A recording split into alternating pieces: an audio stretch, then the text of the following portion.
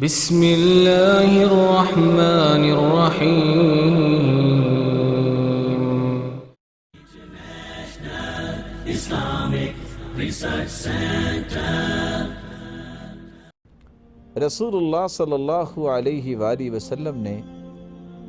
یہ سکھایا ہے، اخلاص، رب کی رضا، رب کی خوشنودی اور اجر و ثواب کے لیے روزہ رکھا جائے۔ رسول اللہ صلی اللہ علیہ وسلم نے کیونکہ فرمایا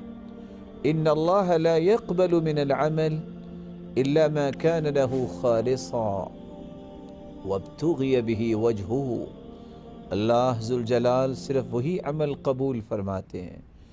جو خالص اس کی رضا کے لیے کیا جائے، اور یہ روایت صحیح الجامع کی روایت ہے۔ اور دوسری روایت میں رسول اللہ صلی اللہ علیہ وسلم نے فرمایا رب صائم لیس له من صیامه الا الجوع، جو رب کی رضا کے لیے روزہ نہیں رکھتا، کچھ روزے دار ایسے ہوتے ہیں